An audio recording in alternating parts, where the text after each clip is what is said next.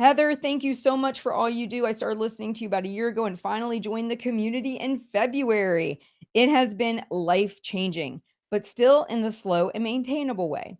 I started tracking and just hit my 144-day streak and eating slightly below what I believe to be my maintenance calories and started walking every day. Since January, I have lost under 30 pounds in what has felt like the easiest way possible. I'm eating the foods I like, eating a treat every night, and my binge eating has almost disappeared, but when it does happen, now I actually track it, which has decreased the amount I binge dramatically. My question is, how do I convince myself to take a maintenance break? Since I haven't felt like I've been deprived or really tired, or I'm sorry, or really tried to lose the weight, it's hard to get myself to actually try to eat at maintenance. However, this last week I started feeling more binge tendencies coming on and let myself eat at or slightly even above maintenance to try to prevent an actual binge. So I'm seeing signs that maintaining is necessary, and I unintentionally and permissively have maintained for the last week. But it's so hard to actually choose to maintain. I just hit 181 pounds, and though now would be good since hitting the 170s was my first weight loss goal, and I worry if I hit it so easily, I'll get back in the diet mentality and just keep trying to go lower. Also, how much time intentionally maintaining before going back into those modes is enough time to really get the value from maintaining? All right, great question. All right, so I really believe, and I just had this conversation with one of my coaching clients this week. I truly believe that you taking a periodic month out here and there in your journey and focusing on maintenance is a total investment in your future. I've had several clients actually all within a short span of each other doing maintenance breaks. And it's first off, it's interesting to see personalities and how they struggle with maintenance in different ways. And what I would suggest is one, if we're talking about a time frame, you want to think about intentionally, like laying this out almost like work and vacation time. Okay. You don't just usually randomly decide to take a vacation. Sometimes you do, maybe, but for the most part, your boss says, "Hey, here's your 2 weeks of vacation." And typically, you probably find a certain place you want to go and you book the vacation, and then you work the rest of the year, right? So I want you to think the same way about your maintenance break. You don't want to necessarily feel ready or completely exhausted before you do it. You want it to be structured in. So a good amount of time for a diet cycle for most people is going to be, it depends on the person, how much weight they have to lose and what they're doing to go about it.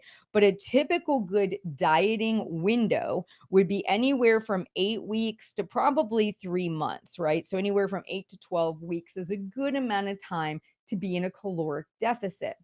If you go longer, like more the 3 month time frame, then I would say taking 1 month off would be totally reasonable. So taking 3 months on a deficit, 1 month of maintenance, 3 months on a deficit, 1 month on maintenance. And it needs to be pre-scripted out, because if you go based on how you're feeling, there's going to be days where you're feeling super engaged and there's going to be days you feel like you're not so engaged. But if you set these definitive, here's my vacation time frame, here's my maintenance break, right?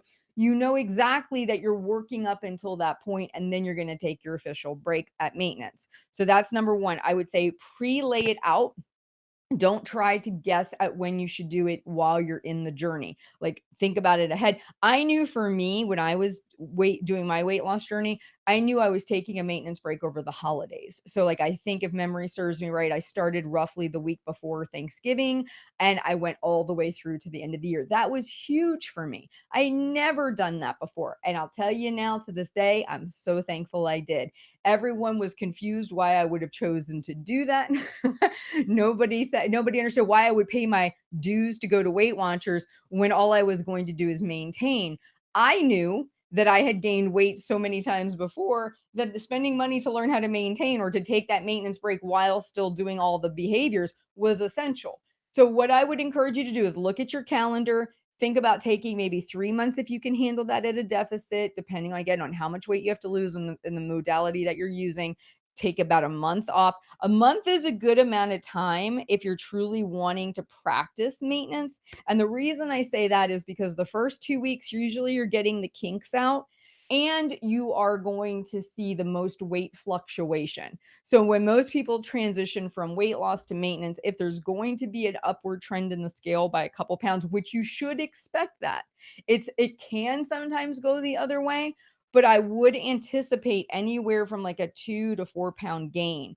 And the reason is it's not fat weight. It's okay. You went from eating 1,700 calories to 2,200. Well, guess what? That extra 400 calories has some volume to it. Okay. It might be additional carbohydrates. There might be additional water and glycogen stores. So there is going to be a fluctuation. So for that first 2 weeks, you're kind of learning the ropes, settling in, your body's adjusting to the higher caloric range. The second 2 weeks, and I just had a call with one of my clients this week where she's in that second or third week, I think no, third week. She's in the third week, and we noticed that her weight just ever so slightly had increased. And I said, we might have overshot your maintenance calories by a hair, but we'll know better next week because by that fourth week, if your weight went up a little bit each week, then you know you overshot it just a little bit. If it only goes up a little bit the first 2 weeks and then it stabilizes, you know you pretty much hit it dead on, right? So it gives you a little bit more feedback information. So this is for somebody who really wants to play around with it. They really want to settle into it. They really want to experience it. I think a month is a good amount of time.